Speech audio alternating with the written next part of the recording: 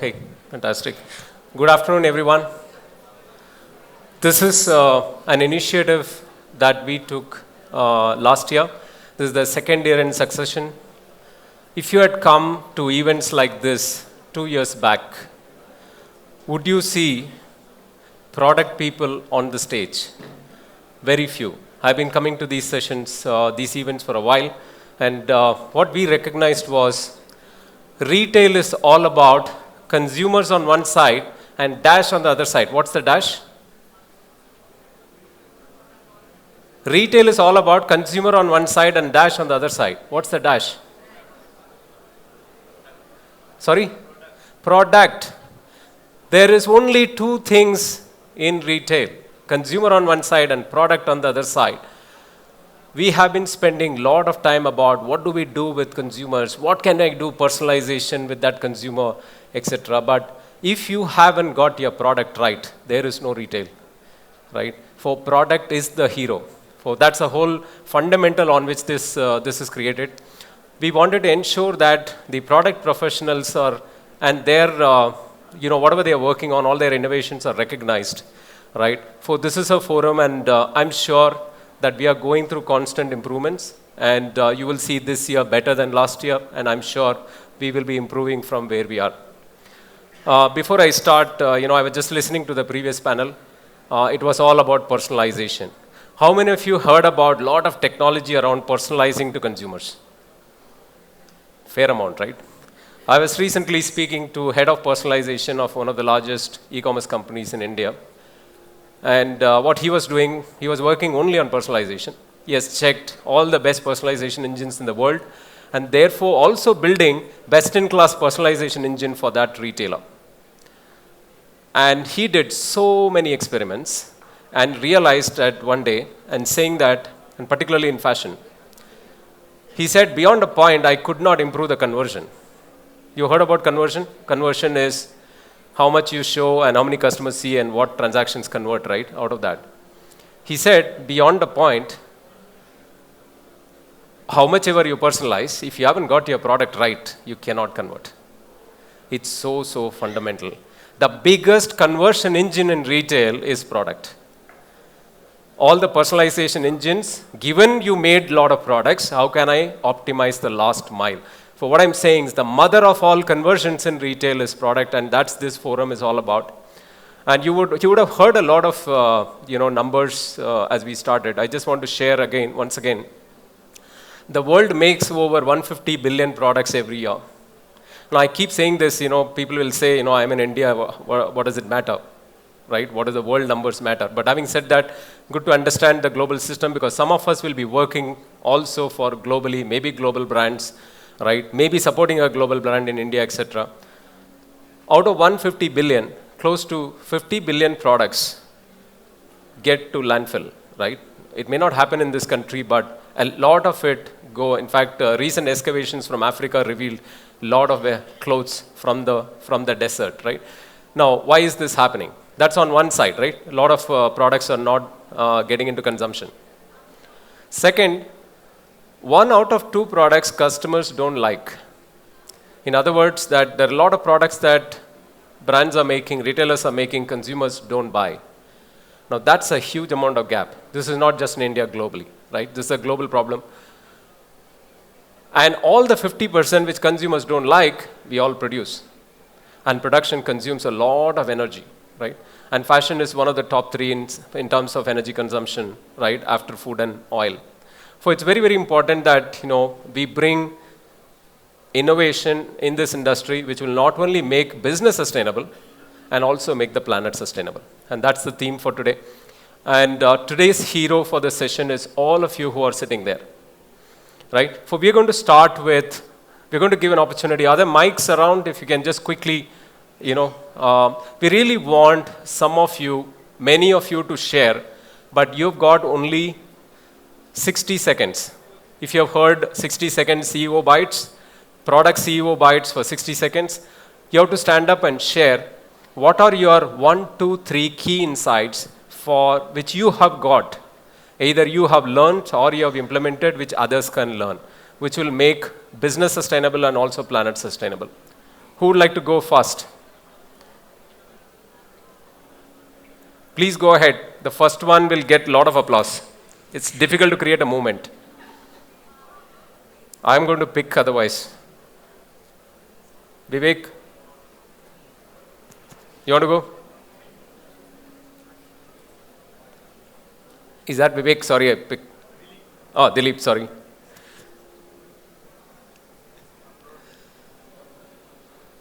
Please roll. Yeah, this is your forum. Please share 3 insights from your experience. So I'm not ready with the question, but I was thinking what to ask actually. But what comes in my mind is, as we said, of fashion to be, because fashion, which is the industry where a lot of dead stocks comes in, and people move for new styles and keep on changing their mind all the time. So, is there anything we can put forward where we can restrict with the same styles and fashion industry? Great question. You need not share insight too. Thanks for sharing that, and we'll take it in the panel which is coming up. Okay. Next one. Can you pass on the mic? We'll make to the person sitting next to you. Anybody else? Who are all designers and buyers and merchandisers from this audience? Who are all the product people? Please go ahead. Hi. So I feel we live in a country which is blessed with so many crafts.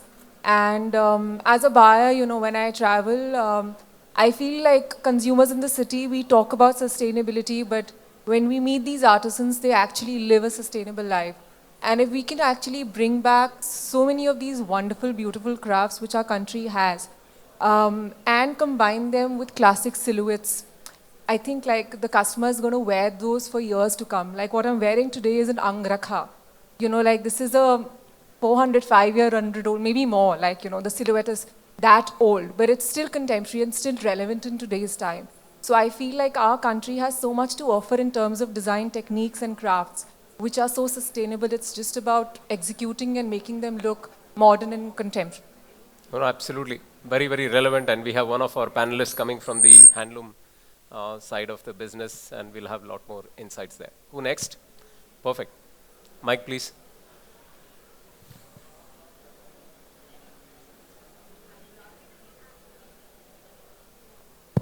Yes, hi, good afternoon. I'm Devyani from the Center for Responsible Business.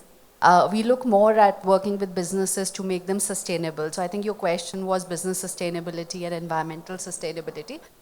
We've worked a lot with businesses understanding their good practices. I think one of the things we have to accept that sustainability now has to be part of the DNA. It's not something that's standing separately. And what we've seen successful businesses, it's not being driven by a particular department or a person, where companies have inculcated it everywhere, right? And everybody has to look at sustainable aspects. Can I consume less resources? Can I, weed out waste? Can I look at a different way of packaging? They have been very successful. And I'm talking at a small and medium scale enterprise level also, where they've said that everybody is a sustainability champion. And everybody, so that works. 2, I think sustainability doesn't have to be a big bang thing. It can be incremental. You work towards an end. You can start with small steps. And 3, I think we need to tell a much better story on sustainability. We are starting to do that, but we need to see that how do we take everyone along. I think we heard wonderful things about how COVID provided an opportunity and there was growth, but I think it's important to see how that growth is then transferred and translated to everyone across the value chain. And it's only when people will collaborate, when they will work with other actors, that we will see this happening. And last, I think we should work actively to see how we can create a brand like Identity India, which is driven by sustainability, which I think at the moment we are not doing very well. Wonderful. Thanks. There are a lot of insights there. We'll talk about some of them as we go through. Who's next? Yes.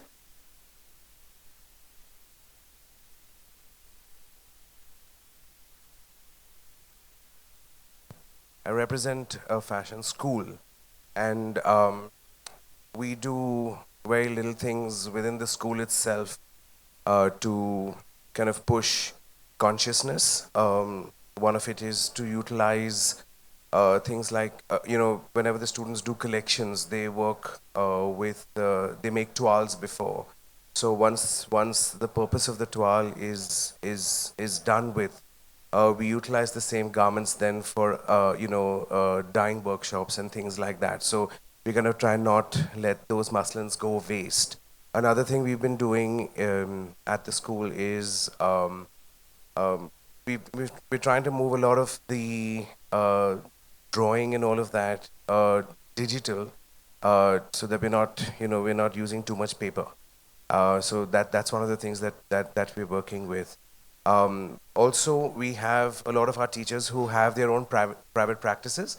So a lot of leftover fabrics from our studios and things like that, we bring it to the school so that students can experiment and all of that without having to go out and purchase just for sampling and things like that. So I mean, just a few practices that we've great been to working see. with. Great Yeah. to see academics and educational institutes starting to practice. I think that's where everything starts, so that when they go to the industry, they bring in all of that. Who wants to go next? Yeah. Hello. Hi, this is Samresh. I represent Numero Uno as a product designer. I specialize in denim. So I would say three very important things while I create my products. So the first one is product potential, and the second one is effective pricing, being a commercial brand. So the price has to be in control. And the third one is easiest possible conveyor to the consumer. So I'll just elaborate in a brief. So product potential means when whatever raw material you use to create a product, you should first understand what is the best possible potential in that product and try to expose it. Because let's say for denim, everyone uses denim. Every ABCZ brand, they all use denim fabric. But you should understand the fabric. You should understand the behavior of the fabric, how it washes, how it stretches, and you try to bring out the thing which nobody is doing. Like probably everyone is doing it, but nobody is looking deeper into it to find what is the potential of that specific material. So the first one is product potential, and like I said, costing has to be very effective, because once you tamper your costs or MRPs, your customers are going to run away and you're going to lose your customers. So be careful with that. And the third one, like I said, the product what you're creating, it should reach up to the end users. They should know, they should understand what you have created. Then only your product is going to move. So these are the three important factors. While I design my product, I keep them in mind. Thanks. That was a great one, particularly product potential, right? Like each one of us need to be at our potential. First time I'm hearing that how do we bring the full potential of a product? Hello, I'm a student from School of Fashion Technology, and our college has been a part of green fashion. As a student, what our college does is there's a subject where we have to use one particular product. For instance, we have been given a shirt in a different way. So this is one of the ways how our college is trying to, incorporate sustainability, like using one particular product in a different way so that we do not put those products as a waste. Got it. Thank you. In fact, should we have more products or should we have more looks? It's some of the key questions that, today large brands are asking. Yeah. Hi, Vikas here. So I'm neither from buying nor design. I'm from planning, but just wanted to give an insight corresponding to this. So a couple of points which you mentioned were 1 out of 3 ends up in a landfill, and 1 out of 2 the customer doesn't like. The problem actually doesn't lie with the demand; it's how much gets produced for the demand, right? So the primary reason, again, specifically in fashion, where you have a huge width of styles, you tend to produce more because you never know what is going to work and what's not going to work. At the end of the day, it's a human being who decides this is going to takes a bet on a particular style. I think from a point of what can be done to rectify this, one could be try to innovate in the way where to figure out what is it that's going to exactly work for you. Maybe it comes with experience, with intuition, or with technology-led assistance to figure out what exactly would work or not work. And the other one would be probably to reduce your turnaround time, right? To become closer to the market so that you produce in a limited amount, check out what works, and then ramp up production or reduce based on what it is. So I think from these two things would be something which might enable you to meet the right demand with a lesser production and therefore make it more sustainable. Absolutely, absolutely. There is no bad product if you made the right quantity. Just think about it. Even if you sell one, if you produced only one, there is no bad product from a sustainability perspective. Well said. Next one. I saw some more hands going up. Anybody, we would like to capture as many ideas as possible in the room. Hi. Hey. Sorry, where are you? Hi, I'm here. Okay. Yeah, my name is Asad. I have a sustainable fashion business. It's called Ethical.com. So it might be really basic, but one thing I learned was I was so into sustainability for the past couple of years. I didn't say my story as much on my site or on Instagram. I just said the very basic things. So now when I have gotten out of that and started telling things to people that I think are basic, I see them still get really surprised. And I get surprised that, oh, you're surprised at this. So I think you should not undervalue anything that you know and really tell them everything about yourself and your brand. That was one major learning that I did have now. And another case study that I had with my coach of another brand that he was doing. It was a sustainable bags brand. When their clients were asked what you felt about it, they said it was expensive, 70% of the clients after purchasing. But then they changed and they thought, what can we do to make them think that it's not expensive? And then they started planting trees per sale. And they allowed the customers to track the trees that they planted with some software that they had. And then they did the research again with all of their clients. This time only 10% people said that it's expensive. So like someone was saying, like, what do you stand for? What is your story? More than just the price. So these were two key learnings that I've had recently with my own brand. Great, thank you. Who else? That corner. Do we have more mics? Hi, I think just a continuation of what he said. I guess transparency from a consumer point of view, transparency from brands, often about supply chain, about where the product has been made and everything, would make a huge difference in conscious consumer purchase, I guess. So I guess as brands, we should like encourage that as well. No, absolutely, absolutely. I think it's a brand's responsibility to educate consumers. Yeah, go ahead. Hi. I think for me, sustainability is a couple of things. Two things primarily. One is sustainable materials. So I know there are a lot of brands, like a gentleman who spoke as well, he's using sustainable materials, doing fashion, even H&M, Zara, all these fast fashion brands as well, which is going to be sustainable and all. So recycling, reducing, or upcycling, all this is very, very important from producing fashion, designing fashion. And second thing, I think from, especially guys like you, Silumia, using data to actually plan your range, be it historical data, what's happening in the competition, gauging that, and using AI tools to forecast analysis, forecast design and all.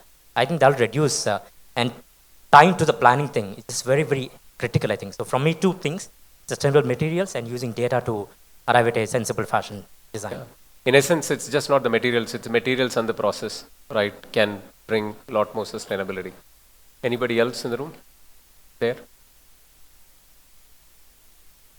Hi, I'm from the House of Rare. So, Yeah. yeah, I'll go after her. So sorry. So I'm from visual merchandising. I would like to take a chance to say this, that at VM we use a lot of material which is not related to the fabric or maybe mix of them, where I feel that what I have learned in the House of Rare, that regularizing with the same thing is very important, where you actually use the sustainability and reach out to the sustainable that zone. So that's one major key what I have learned in the House of Rare, that be minimal, where you can actually connect to the customer directly when you're reaching out or where you want to communicate something. So not having too much of hustle and too much of not thinking, where I feel that if the thing is in front of you, we are just putting a lot of pressure in ourselves that, oh, we should be little out of the box, where we actually go haywire and end up having a lot of material in it, where I feel that we can actually control that. Yeah, thank you for bringing visual merchandising into the conversations. You're making it broader. Really appreciate. Sorry. Yeah. So I am a student from School of Fashion Technology, and being a student, this problem is mainly in our generation, I think, because everyone is really concerned about their looks, and everyone in my generation gets influenced very quickly. Like whatever goes in social media, if a new trend comes, then it gets influenced very quickly, and it goes viral in like at a rapid growth. So, and the saddest part is that the designers are themselves influencers. And I think if we designers, like designers are trendsetters, right? So if designers take an initiative towards, making classics, classics, are Indian classics or any sustainable clothing forward, then I think it should not be a problem on a larger scale. Like, yeah, we should educate other people about sustainability. So we are not supposed to be wearing clothes that are not sustainable much. So I think that is an insight. Thank you. Designers taking ownership of sustainability. Great to know that. Anybody else who want to give a point of view? Good afternoon. This is Pranav. So I have few key learnings from my own sustainable experiences, which are like I have seen my parents, my father, recycling my mother's old clothes into apron or a petticoat maybe. And the second thing which I follow personally is thrifting clothes or thrifting products, which can actually using the same product for the second time and being a part of this movement, sustainable movement. So yeah, that's my take on sustainability. Wonderful. You're taking us back to, the days where we circulate. Even today, sometimes, when you ask, I used to ask my wife, and she used to say, this is what my grandmother gave me, right? She used when she was X years old, right? So I think in India, there is a lot of sustainability already around there. One more question.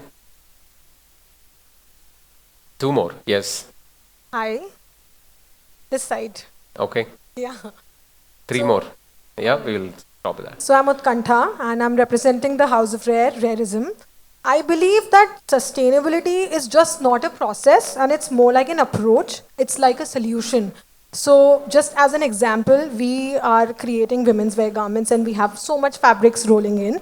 And there are certain times when we come across things or fabrics or any prints that we would not like to use or we would like to evolve them. So we are very open-ended in changing it. So that is when how I'll say that it is a solution-oriented thing also, that we could probably overprint on that particular fabric or that print and reuse it, because meters and meters of fabric cannot just end up in the landfills.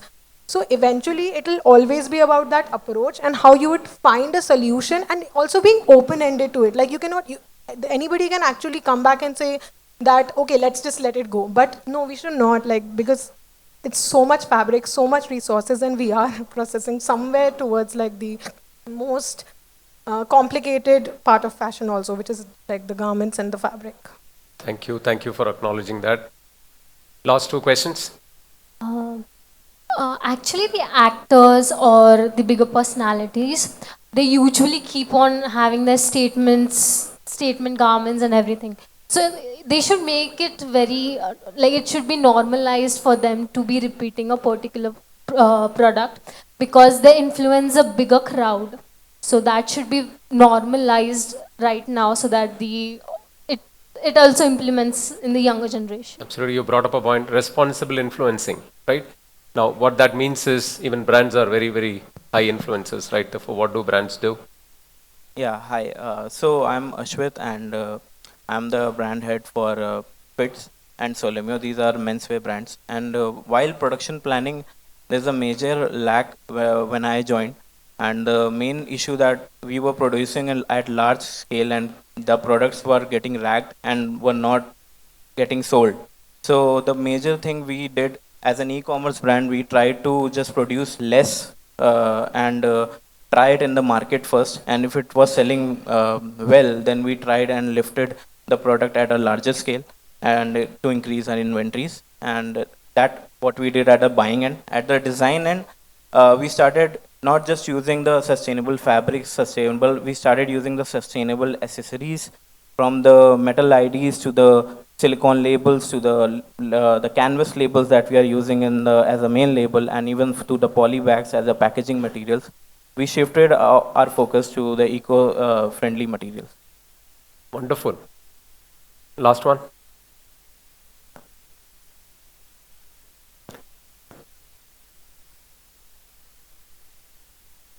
Hi, I'm Supriya and I'm from Puma. I've come across a lot of Instagram small stores who actually use other larger companies or production house garbage or waste materials as their own raw materials. For example, a lot of trims that come out of from garment production houses, they use it to make scrunchies, bows, socks, stuff like that, like smaller accessories that can be upcycled and sold to the customers. Similarly, there are a lot of incense stick brands who use flowers from temples and stuff like that. So one person's waste can also be converted into somebody else's raw materials. Is how I think we would be able to help each other out, and that would not only reduce the raw material cost for the smaller businesses, but would also help get us money from our waste as well. Absolutely. Fantastic. Thank you. Yeah, I think it's your forum, therefore I'm going to give it. Let's not stick to that time. I think we can cut down some other time. First of all, you saw, right? We started with almost no question. Can you see the momentum? What if this happens in sustainability?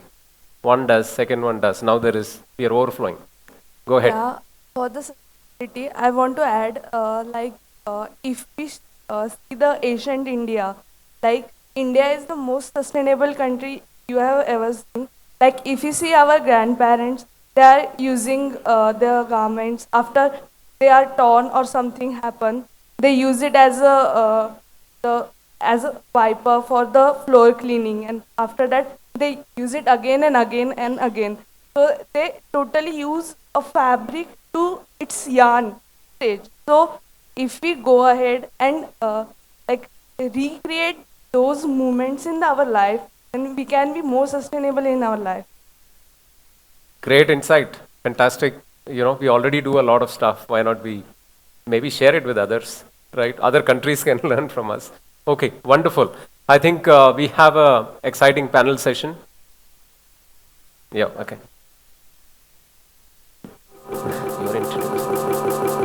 Completely agree with you, Ganesh, on that one. And of course, let's give Ganesh a big round of applause, but he's going to be here now for the panel discussion. So I'd like to welcome our chair, Dr. Naresh Tyagi, Chief Sustainability Officer, Aditya Birla Fashion and Retail. If you could kindly come up on stage. Keep those applauses going on. Thank you.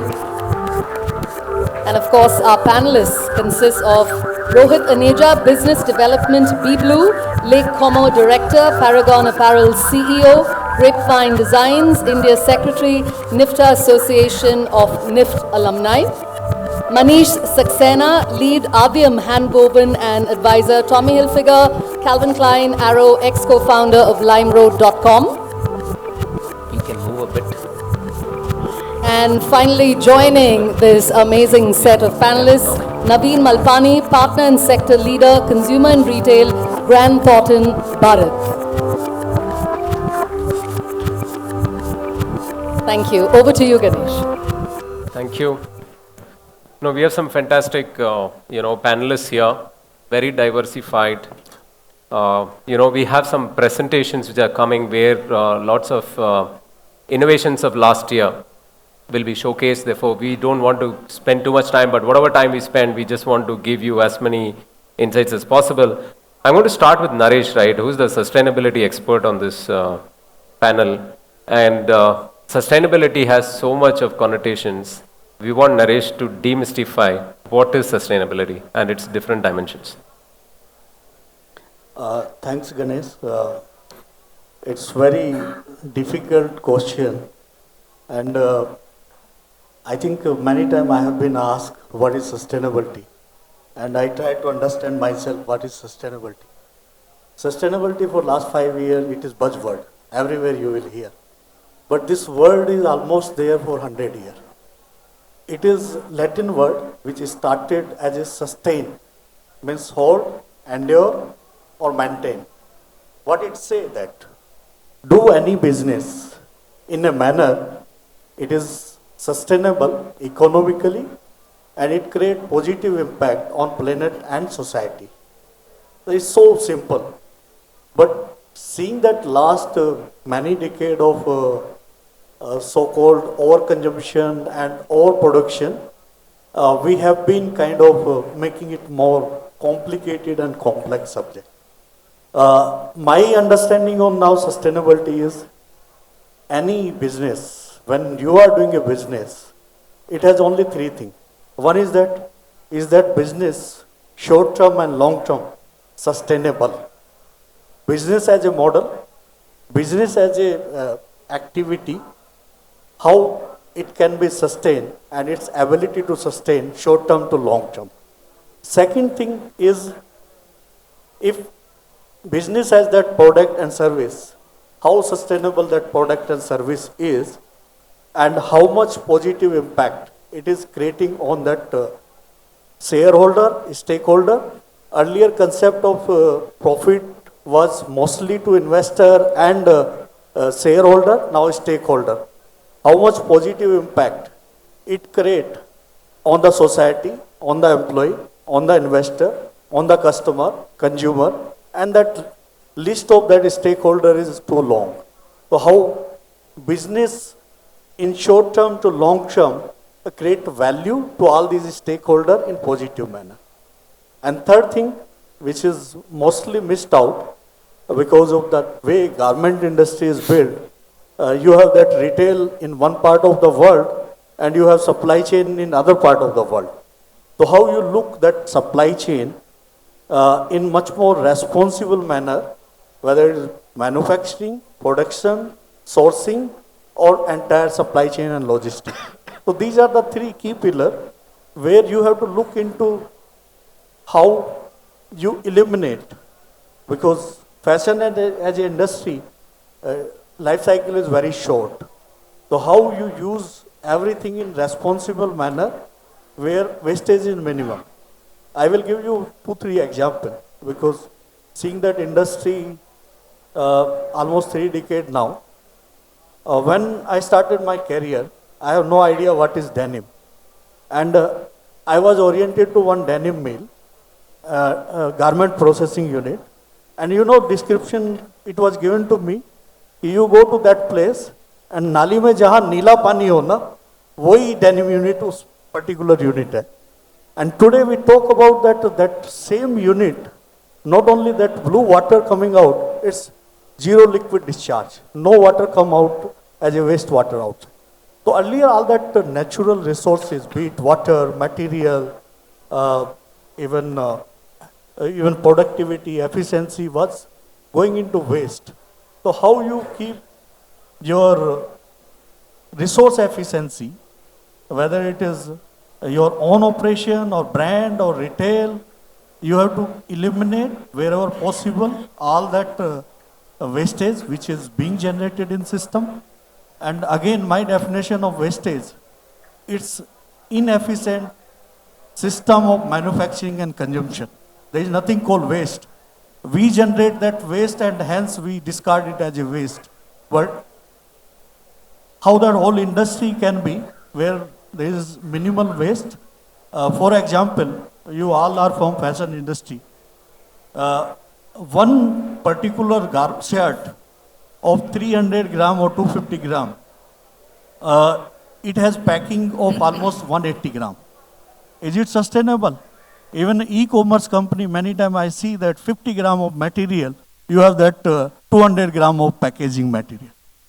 So when we started that looking into packaging, we realized that consumer, almost 22 packaging component was going, from Alpine to this material to that material, and it was pain for consumer throwing in dustbin. Today, 180 gram of our packing in shirt has become only 80 gram. 6 tag which we used to have, which was wastage, is only today 2 tag or 1 tag. And it was a lot of money which is being wasted. Consumer has no value in that. Same way you see that carry bag. It was free, everyone was taking multiple or many carry bag. Today there is no carry bag of plastic what we see. So I think it's our responsible, whether it is business or consumer or customer or as a citizen, how we minimize our waste, how we look into that reducing, reusing, and getting into that responsible way of consumption or manufacturing.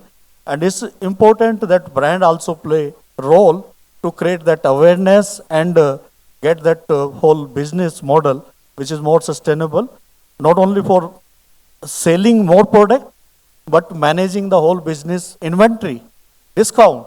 This is also one of the wastage. I was talking to Ganesh that our industries sell through, even best sell through is not 100%. It's almost 60 to 65, best case. So all that wastage which is in the form of unsold inventory is also pressure on that natural resource, the way you recreate the product. So I think it's important for all stakeholders, designer, product developer, buying, merchandising, retail operation people, and even how to get consumer into that to make it much more responsible and sustainable. It's very simple. Though Western world people have made it more complicated because their consumption, I was told that 85% of their post-consumer waste goes to landfill. In India, at least we are lucky that much landfill, we are not throwing our garment, we use maximum and we reuse maximum.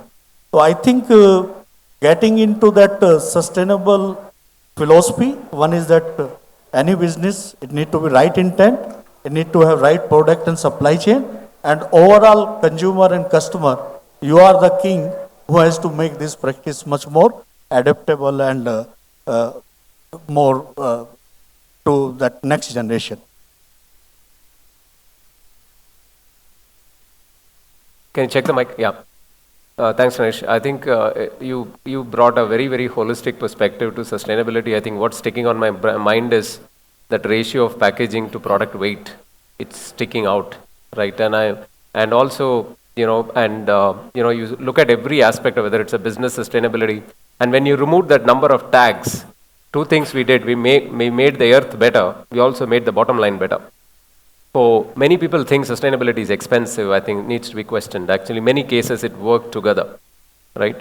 And one of the insights that was shared in the previous insight sharing was sustainability is not just product; it's also process, right? And if I have to ask a question before I move to Manish as a context to all of you is, when you take product decisions, whether it is design or buying, are you inundated with shortage or surplus?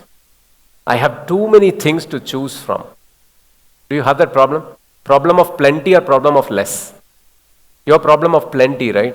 In fact, I was reading somewhere, it says that the creative art of neglect is a path to sustainability. In other words, it's not about what you do, it's about what you don't do. What to reject is a bigger task than what to do. We're all faced with that problem, which is the empty space in design. So I want to move into Manish, and Manish comes with very rich experience on both creation, buying, merchandising, and also running business. Now I hear that you're also working in the handloom sector. So if you can just take us through, both the product area to sustainability and also process area and your learnings. Yeah, I think, is it audible? Yeah, I think so. So I think you've said just the right context by saying what not to do. But even before that, I would like to say that, we heard some really beautiful viewpoints, and I think much has been already said in those 1-minute conversations. But what I'll try and do is that perhaps say the same things in the way I look at it. And if I start with buying and merchandising, I think buying and merchandising is a very, very complex role, because on one side it has a lot of science, but on the other side it has a lot of art and aesthetic as well.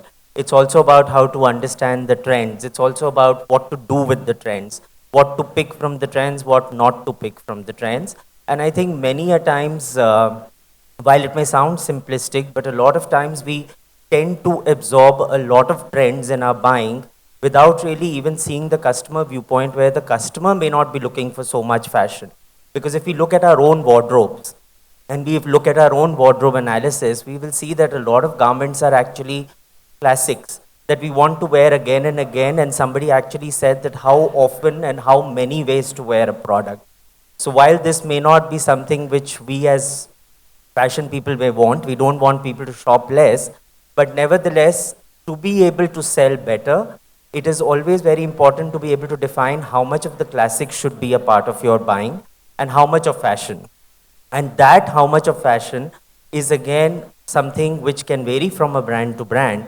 But I would say that unless a brand is an avant-garde brand, it is really much better for any brand's health and efficiency to actually stay in a, like poor is seen as a negative word in fashion space, but I think there is some merit in actually looking at classic and calling a classic updation or a classic product for what it truly means, because that's where you would then achieve great sell-throughs, because you are actually delivering what the customer is really looking for, but you are updating it, you are making it interesting, you're making it better season on season, but not necessarily responding to the vagaries of fashion. Actually, another term which I'm really fond of is how a product does not really become non-utility. The non-utility is not what it is the problem.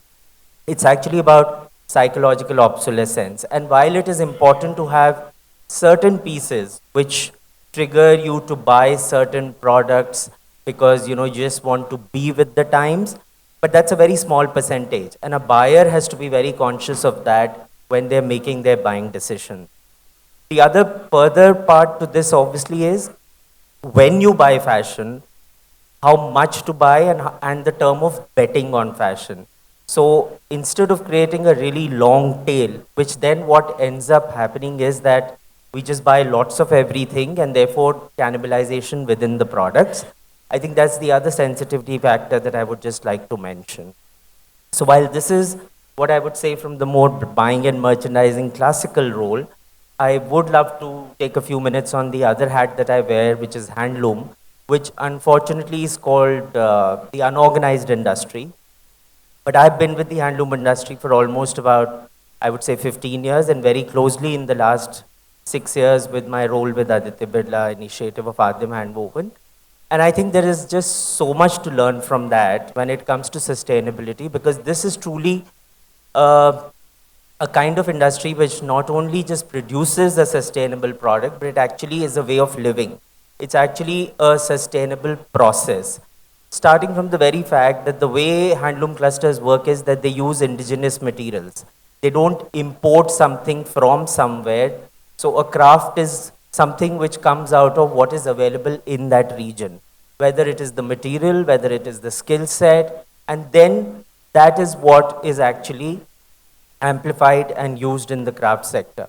So that is such a big learning to be able to, and I think like, for example, I would say that food is catching on to this trend of not, creating local food rather than actually looking at food which actually adds to the carbon footprint.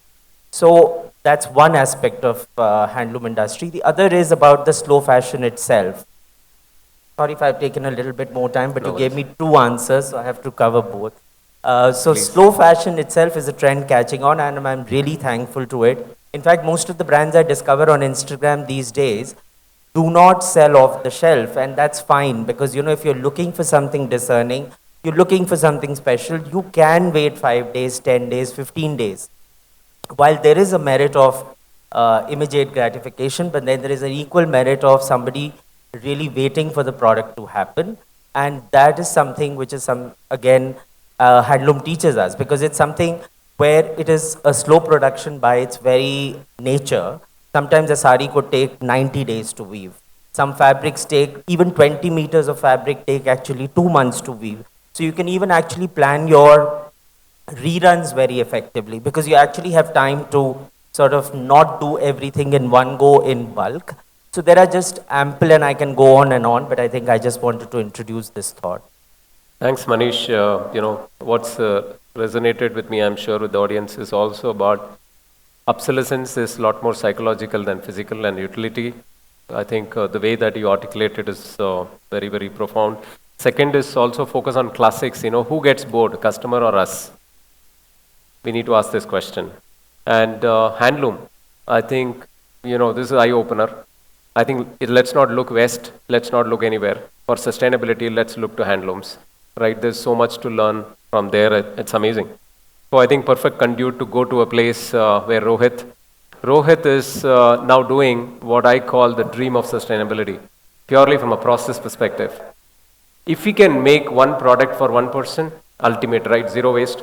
So let's hear it from Rohit on how is he doing it. Hi, good evening. Before I go to this topic about on manufacturing, I want to go to a very favorite recycling project for polyester. We are also a sportswear polyester manufacturer, and the buzzword across the world, every sportswear brand is recycled polyester made from PET bottles. So that seems to be the answer to every plastic which goes into the ocean. The plastic. They say there will be more plastic in the oceans by 2050 than the fish in the ocean. So every big brand is the backbone of any personalized e-commerce experience. Sorry. Somebody every big brand is... Once again, can we switch off the video, please? It's an ad break. It's an automatic ad break. Chat GPT. Is that a sign for us to sign off? But there is a recent study about the carbon footprint of a virgin polyester yarn against the recycled polyester yarn. And according to this study, the carbon footprint is 10 times more of a recycled polyester yarn than the virgin polyester.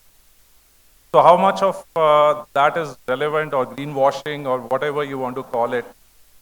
We have to look at it from that angle. The plastic is still going back into ocean. The microplastic is still going back into ocean. There are a lot of other ways of recycling.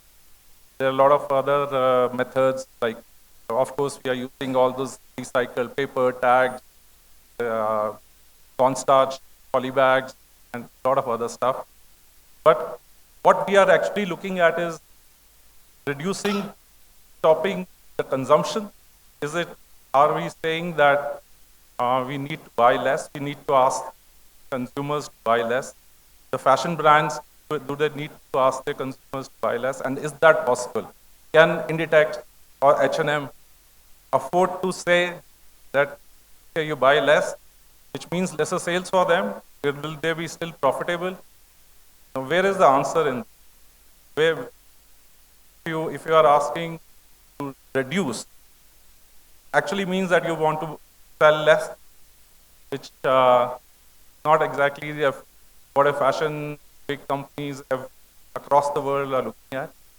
So, answer is not in saying that you don't buy less. Basically, what we are doing is that look at the multiple of from cost of goods sold. Most of the times, the multiple of from FOB for a brand is 6 to 7 times as a retail price. But still, most of these big companies, their profit margins, net operating margins are in single digits, 10 to 11%, 9 to 11%. So where is this money going in? What we need to do is the 6 to 7 times, which is there in the product, is not like they say one of the product doesn't get sold, one goes into landfill. That's where the money is going in. So we need to reduce that. We need to find data. We need to make on-demand manufacturing, made-to-fit manufacturing. There are a lot of brands across Europe, across America, where they are going back to the ways where you will make the garment to fit to the person, direct to consumer brands. They are all doing, that's where we are going back to, and that's where the answer lies, I think. The trends are followed based on the data coming from AIs and other applications, and you manufacture to for each customer's requirements. And that's where your products don't go into landfills, or we don't get where you don't sell them. That's the answer lies. Yeah, thanks, Rohit. And two things. One is about when somebody says that this is good, please get behind the data. Like you said today, I think that's a revelation. Recycled polyester seems to have larger footprint. And somebody else told me that anything natural doesn't mean it's great. Do you know silk is one of the worst in terms of carbon footprint?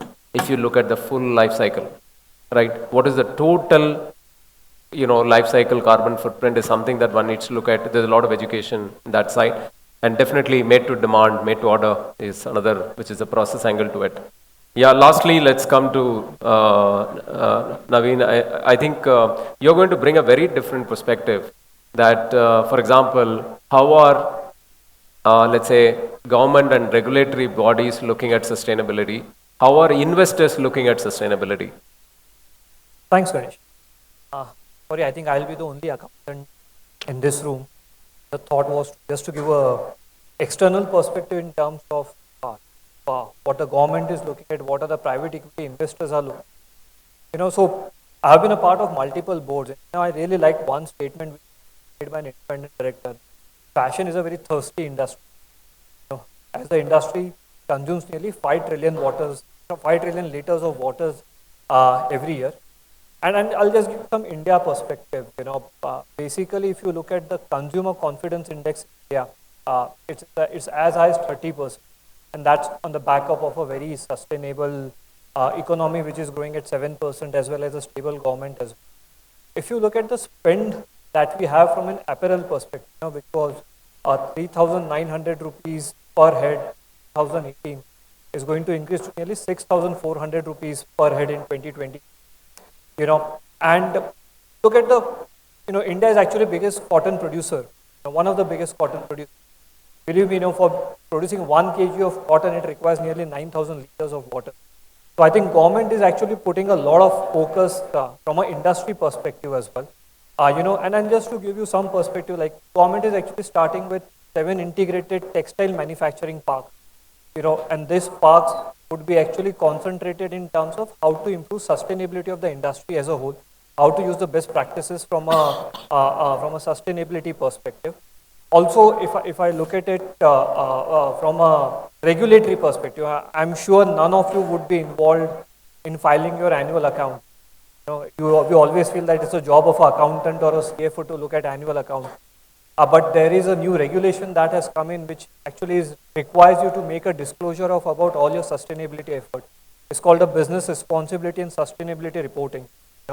This is going to be an integrated part of your annual account. And the data is actually going to come from you guys. Finance guy will just consolidate it. But the government is even asking you data in terms of what's the value of what's the quantity of water that you're consuming, what are your greenhouse emissions, and what are the initiatives you are taking to have a gender parity within your scheme of things as well. And obviously, all this has to be audited by an independent accountant. So, it's no longer specifically to an accountant to make the financial accounts now. It's you as a team will have to come down to give that data as well. If I look at it from a private equity perspective, and obviously, I could hear a lot of startups being there, and obviously you would be looking from a funding perspective.